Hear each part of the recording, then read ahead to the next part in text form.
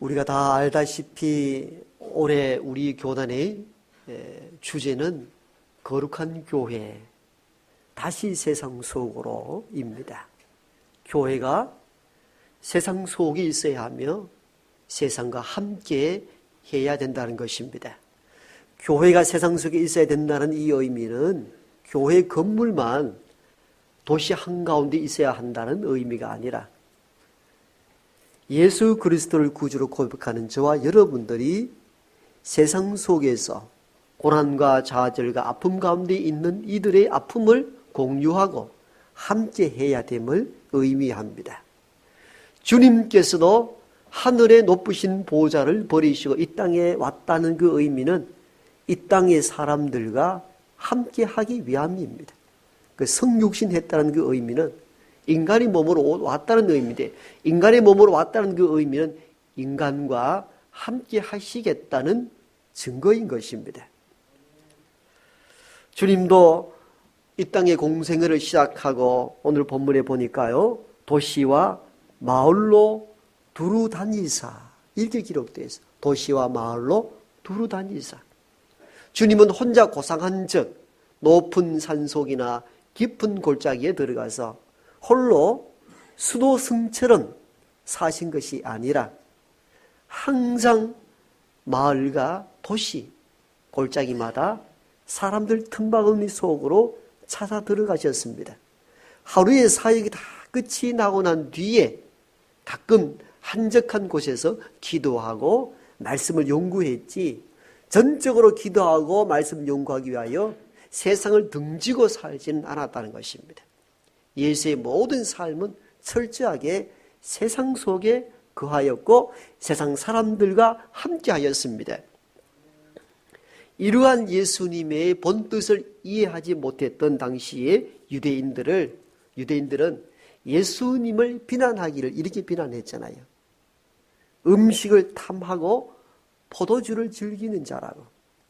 유대 경건주의자들은 어떻게 살았는가 하면은 일주일에 몇 번씩 금식을 했습니다. 하루에 3번 성전을 향하여 기도를 드렸고 늘 말씀을 낭독하였습니다. 얼마나 경건합니까? 금욕주의적 정신들, 그리고 매번 기도하고 말씀을 낭독하고.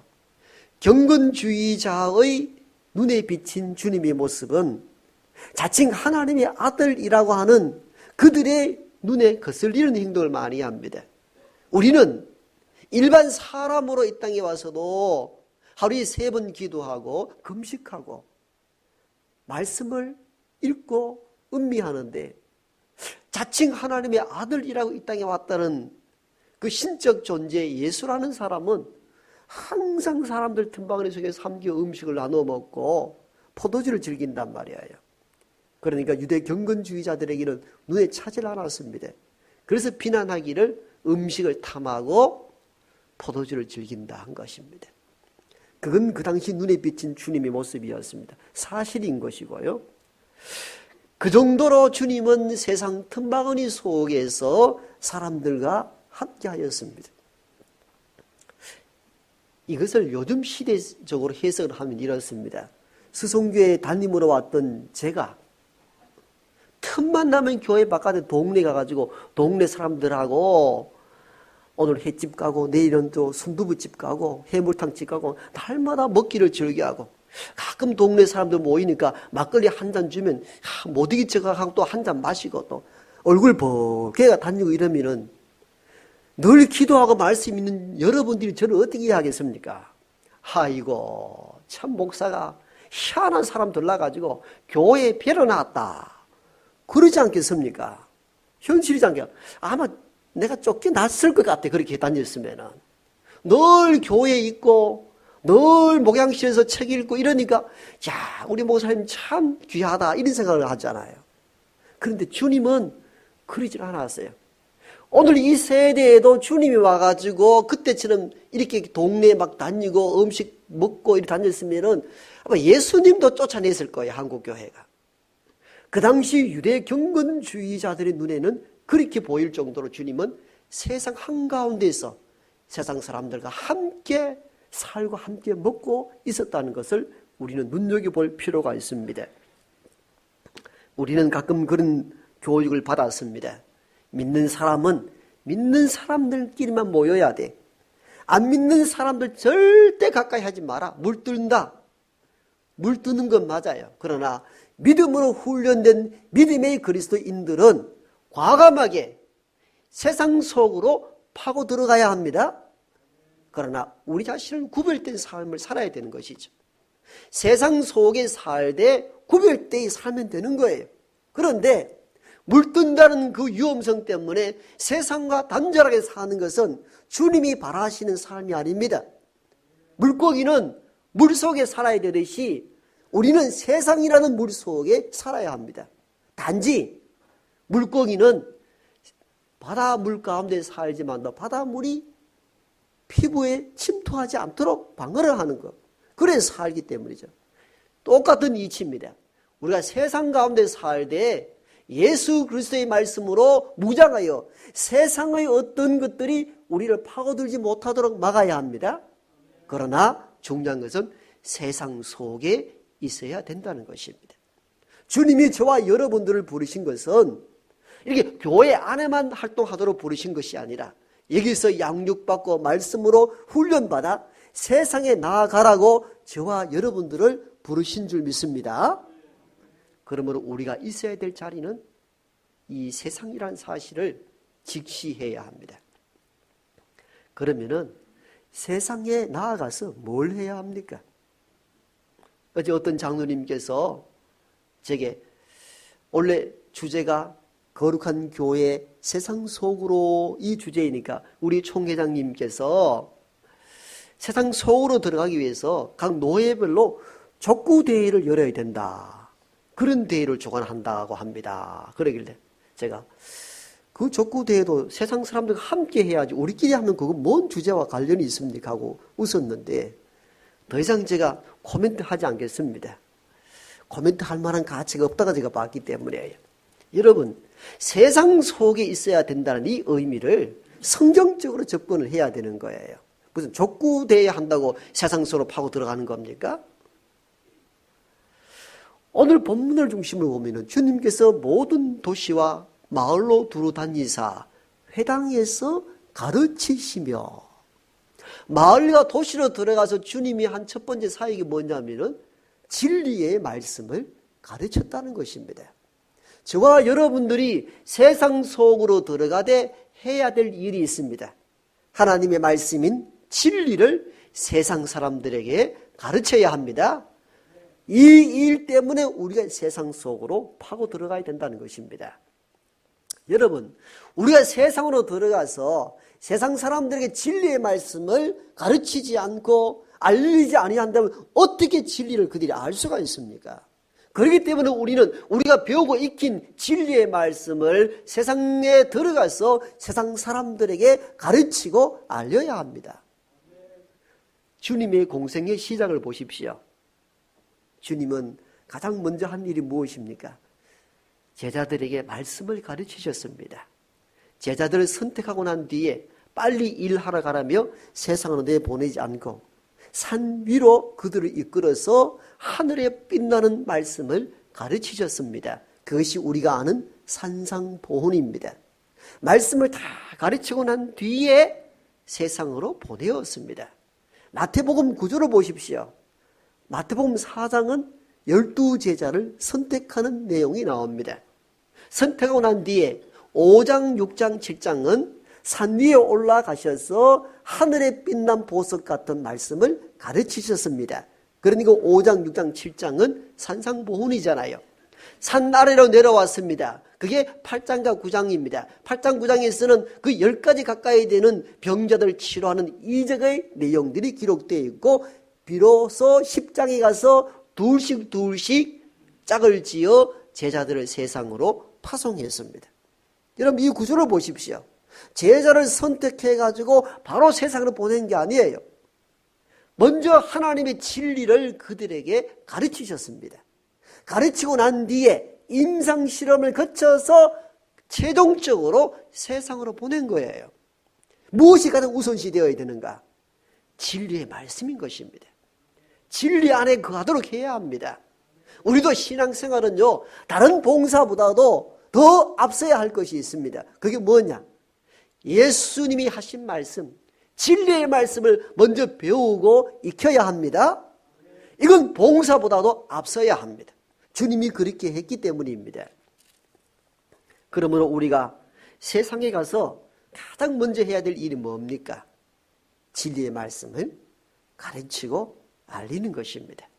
왜 가장 먼저 어떤 봉사보다도 진리의 말씀을 먼저 선포하고 가르쳐야 합니까? 사람들이 바른 진리를 알아야 인생을 바르게 살아갈 수 있기 때문입니다. 바른 진리를 알아야 어느 인생길이 참 좋은 길인지, 어느 인생길이 행복한 길인지를 알 수 있기 때문에 가장 먼저는 하나님의 진리의 말씀을 배우고 익혀야 되는 것입니다. 오늘날 현대인들 보면요, 열심히 살아가려고 합니다마는 어떤 길이 행복의 길인지, 어떤 길이 바른 인생의 길인지 알지 못한 채 무작정 앞으로만 달려가다 보니까 나중에 뒤돌아보니까 너무 허무해집니다. 너무 불행합니다. 내가 왜 이를 넣고 이렇게 살았나? 그런 한탄을 참 많이 들어보게 됩니다. 왜? 무엇이 바른 길이며 무엇이 인생길이고 무엇이 행복인 줄 모르고 무작정 앞으로만 달려가만 갔기 때문입니다. 수요 예배를 마치고 집에 가서 씻고 좀 10시 가까이 됩니까? 그래 되면은 나는 자연인이다. 그 프로그램을 합니다. 아마 이 보는 분들이 여보 많다 그래요. 케이블 채널이지만도 그냥 혼자 산속에 가서 사는 사람들의 이야기입니다. 뭐 드라마도 아니고 뭐 특별한 다큐멘터리도 아닌데 사람들이 왜 즐겨볼까 생각해 봅니다. 현대인들이 너무 많이 도시생활을 지쳐 있습니다. 누군가 그 마음 한자리 속에는 그런 꿈을 꿉니다. 혼자 산속에 푹 파묻혀 살고 싶다는 생각들. 실제 그런 것 때문에 사람들이 보는 게 아니겠습니까? 그래서 떠나지는 못하지만도 떠나 사는 사람들이 어떻게 사는지를 보는 거예요. 그러면서 대리 만족을 느낍니다. 지난주인가요? 봤더니 아주 젊은 40대가 혼자 산중 생활하는 내용들이 그려졌습니다. 거기에 찾아간 MC가 40대 산중 생활하는 분에게 묻습니다. 어떻게 이 산속에 혼자 젊은 이 분이 이렇게 오셨느냐고. 그랬더니 뜸을 들이다가 어렵게 말을 꺼냅니다. 아내와 헤어지고 너무 살기 힘들어 혼자 산으로 들어왔다고. 여러분, 혼자 사는 사람들에 대한 편견 갖지 말아야 합니다. 다 아픔과 사연이 다 있기 때문이에요. 혼자 사는 데는 혼자 사는 데에 아픔이 다 있는 거예요. 이분이 그냥 막 살다가 산에 온 사람이 아니었어요.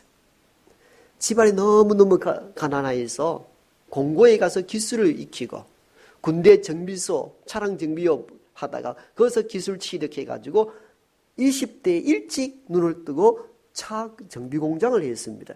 참 열심히 살았습니다. 요즘은 차량 고장 나면은 뭐 보험회사 연락하면 견인을 다 해주고 합니다만 그때는 새벽이든지 낮이든지 문을 두드려가 잠도 못 자고 차 고치러 다니고 그렇게 다녔다는 거예요. 그리고 일찍 결혼하고 2딸을 낳고 정말 열심히 살아서 집도 짓고 정비공장도 번듯하게 해가 나가고 그러다 보니까 고객들 관리해야 된다고 공휴일이나 쉬는 날도 고객들이 산으로 가자면 산에 따라가고 강에 가자면 강으로 따라가고 왜? 고객을 상대해야 되니까 고객을 놓칠까 싶어서 그렇게 10수년 지나고 40 넘어 자기 삶을 돌아봤는데 어느 날 아내가 그렇게 어렵고 힘든 고난의 세월에 함께 했던 그 아내가 이제 둘 중에 하나를 택하라 하더라는 겁니다. 사업을 택하든지 나를 택하든지. 이렇게 하여 아내가 견디지 못하여 이제 헤어지고 떠나가 버린 겁니다. 2딸을 책임지고 있는데 얼마나 허무하든지. 나 그렇게 잘못된 삶을 살아본 적이 없다고 생각했는데 어느 날 가정이 파산되면서 자신이 무너지기 시작합니다. 후회하기 시작합니다. 무엇이 중요한지를 너무 늦게 깨달았다는 거예요. 가정이 참 소중한데 그놈의 돈, 그놈의 사업 때문에 돈만 벌면 다 될 줄 알고 달려왔는데 그게 아니더라는 겁니다. 잘 다니던 고등학교 두 딸이 둘 다 한 달, 두 달 앞세워서 다 자퇴를 할 때 아버지가 갖는 고통들이 얼마나 컸겠습니까? 뒤돌아보니까 너무 급하게 달려왔더라는 겁니다. 후회가 되더라는 겁니다. 견디지 못해가 혼자 짐을 사서 산속으로 들어왔던 것입니다. 여러분, 어디 이 사람뿐이겠습니까? 대부분의 사람들은 이렇게 살아갑니다. 그게 정답인 줄 알고 막 달려갑니다. 뒤를 돌아보지도 않고 달려갑니다. 무엇이 인생의 행복인지, 무엇이 바른 길인지, 참 진리의 길인지 모르고 그저 하루살이가 불을 향하여 달려가듯이 그렇게만 달려가잖아요. 어느 날 중퇴를 하고 가출한 딸이 아르바이트 한다면서 연락이 겨우 됐습니다. 그리고는 전화가 왔습니다. 아빠, 내가 돈을 벌어보니까 아빠가 얼마나 힘들게 살았는지 알아요. 그러며 책을 한 권 사가지고 집에 와서 아빠에게 선물하는데 그 책 이름이 멈추면 비로소 보이는 것. 해민 스님이 쓴 책이 몇 년 전에 베스트셀러가 되었죠. 좋은 책입니다. 나는 종교와 추구하는 것은 다르지만도 좋은 책 사서 봅니다. 저도 사서 봤더니 참 인생의 지혜서예요. 그분은 스님이지만도 읽을 거리가 많은 책이었습니다. 이분이 딸이 선물한 그 책을 읽고 인생의 지혜를 깨닫게 됩니다. 왜 이렇게 내가 늦게 이 책을 봤던가? 일찍 봤더라면 잠시 멈추고 돌아섰을 것. 이 이야기를 하는 것을 들어봤습니다. 여러분, 우리가 얼마나 무작정 앞으로만 달려갑니까? 이 길이 바른 길인지 행복의 길인지 따져보지도 않고 무작정 달려가지 않습니까? 여러분, 해외여행을 좀 다녀보세요. 만국 공통어가 하나 있습니다. 한국 사람들 가면 빨리빨리. 어느 나라 가도 한국의 빨리빨리는 다 알아요. 왜 그렇습니까? 우리는 가서 뭐 보고 여유 있게 깊이 감상할 여유가 없어요. 빨리 갑시다. 빨리 갑시다. 이게 우리 속도에 미쳐 있는 거예요. 속도에 미쳤어요. 실제 그렇습니다. 무조건 빨리 대학 가고, 빨리 취업하고, 빨리 결혼하고, 빨리 아 낳고, 빨리. 뒤를 돌아보지 않는 거예요. 그러나 어느 날 문득 우리의 삶을 뒤돌아보면 허무한 거죠. 허무한 거. 왜 그런지 아세요? 참 인생의 진리를 모르고 달려만 났기 때문이에요. 중요한 것은 속도가 아니라 방향입니다. 우리의 삶이 바른 방향으로 가고 있는가를 점검할 수 있기를 바랍니다. 빨리가 중요한 게 아니고 방향이 옳아야 되는 거예요. 여러분, 서울로 가야 되는데 KTX 빠른 차 탄다고 급하게 부산행 타버리면 어떻게 됩니까? 빨리는 가지만도 서울과 더 멀어지잖아요. 늦게 가더라도 방향이 옳아야 되는 것입니다. 방향이 옳아야 되는 게. 이 옳은 방향, 인생의 옳은 방향을 어떻게 알 수가 있습니까? 누가 알려줍니까? 하나님의 말씀 외에는 참 진리가 없는 줄 믿습니다. 참 진리가 이 땅에 없는 거예요. 무엇이 진리인지를, 무엇이 행복인지, 무엇이 인생길인지에 대해서는 오직 하나님의 말씀의 진리만이 바르게 가르쳐 줍니다. 시편 기자는 이렇게 고백합니다. 주의 말씀은 내 발의 등이요 내 길의 빛이니이다. 여러분, 이 짧은 이 시편 기자의 고백 속에 인생의 모든 것들이 다 녹아져 있잖아요. 주의 말씀은 내 발 앞의 등이며 내 인생길의 빛이니이다. 아멘. 여러분, 자동차로 어느 도시를 갈 때도 지도를 보거나 내비게이션을 통하여서 출발하잖아요. 그래야 시간을 낭비하지 않고 목적지에 도달할 수 있습니다. 우리는 인생이라는 보이지 않는 길을 달려가는데 아무 지도도 없이 인생의 내비게이션도 없이 무작정 달려가잖아요. 그러니까 세월을 낭비하게 되고 잘못된 길로 들어가게 되는 겁니다. 우리가 도시와 도시로 이동해도 온갖 지도를 다 보고 도로 안내판을 보고 내비게이션을 의존하여 길을 나서는데 인생을 가는 데 있어서 그 도시와 도시 가는 것도 그만큼 중요하게 여기면서 인생길 가는데 시간을 낭비하고 파탄한 길로 갔는데도 모르고 그냥 가잖아요.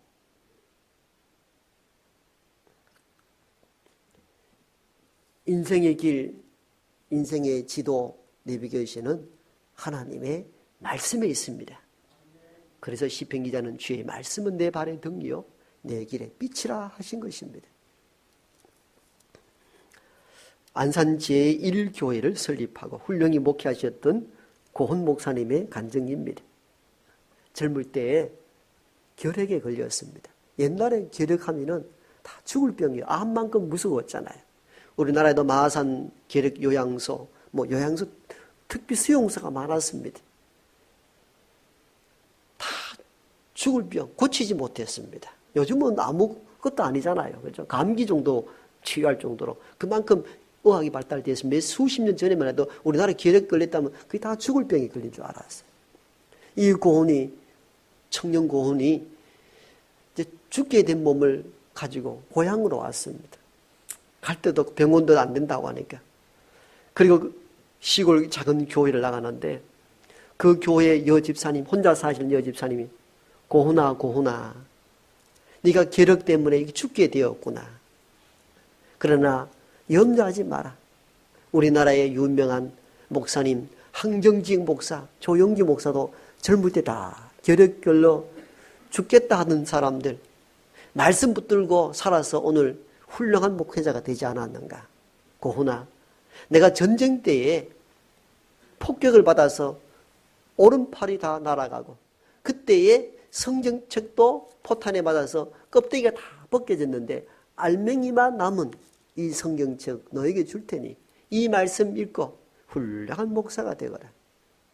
시골 교회 여집사님이 주신 표지가 없는 그 성경책을 붙잡고 어디 갈 데도 없으니까 그 말씀 붙잡고 은혜를 입고 진리를 깨달아 이후에 목사가 되어서 훌륭한 사역을 했었습니다. 디모데후서 3장에 보면 성경은 하나님의 감동으로 된 것으로 교훈과 책망과 바르게 함과 의로 교육하기에 유익하니 이는 하나님의 사람으로 온전하게 하며 모든 선한 일을 행할 능력을 갖추게 한다 고백하고 있습니다. 하나님의 말씀, 하나님의 감동으로 기록된 것으로 교훈과 바르게 함과 의로 교육하기에 유익한 진리의 책인 줄 믿습니다. 말씀을 가까이 하십시오. 다른 데 진리가 있지 않습니다. 세상 엉뚱한 여러 가지 정보에 휘둘리지 말고 진리의 말씀, 우리를 온전케 하시고 구원의 길로 인도하시는 그 하나님의 말씀을 가까이 하는 저와 여러분 되길 바랍니다. 그리고 이 사실을 이제는 우리가 세상에 나아가서 가르치고 전해야 합니다. 세상에 나가서 가장 먼저 해야 될 것이 이것입니다. 주님은 오늘 본문에 보니까 모든 도시와 마을로 두루 다니사 회당에서 가르치시니라. 아멘. 주님이 진리의 말씀을 가장 먼저 가르치셨어요. 왜? 그게 가장 중요하니까요. 가장 중요하니까요. 그러므로 올 한 해 교회를 통하여 양육받았던, 배움을 입었던, 감동받았던 이 진리의 말씀을 붙잡고 세상 속으로 파고 들어가서 무작정 달려가는 사람들에게 무엇이 행복인지 가서 가르칠 수 있기 바랍니다. 그런데 우리는 이렇게 생각하죠. 목사님, 내가 목사님처럼 신학을 전공한 전문가도 아닌데 내가 어떻게 진리를 가르칩니까? 물론 전문가적으로 잘 배우고 준비돼서 가르치면 좋겠지만도 그리 아니할지라도 가르칠 수가 있습니다. 그렇게 하면 되잖아요. 내가 교회를 통하여 들었던 하나님 말씀대로 살아보니까 이전의 삶하고 달라. 이전에는 물질에 내가 물들이 있었고 무작정 돈만 벌면 다 될 줄 알았는데 지금은 그게 아니야. 내가 살아보니까 하나님 말씀 안에 살 때 가장 행복하더라. 이렇게 하면 됩니다. 이건 누구나 다 할 수 있지 않습니까? 어떤 지사님은 제게 와서 그래요. 목사님, 저는 오래전에는 정말 돈에 빠져가 살았는데 지금 그런 것 없다 할지라도 얼마나 편안한지 몰라요. 얼굴이, 친구들이 그러는데 얼굴이 바뀌었다고 이야기를 해요. 그럼 행복한 거잖아요. 그렇게 살길 바랍니다. 그렇게 세상 속에 들어가서 얘들아 나를 보라, 친구들아 나를 보라. 내가 너희들 알다시피 전에는 돌에 묻혀서 살지 않았더냐. 그때 사실 내가 참 행복하지 않았다. 그러나 그때만큼 돈은 벌리지 아니하지만도 참 말씀 안에 사니까 얼마나 행복한지 너도 이와 같이 살았으면 좋겠다라고 전하면 되는 것입니다. 그 세상에 나가서 이 진리의 말씀을 전하는 저와 여러분 되기를 소망합니다.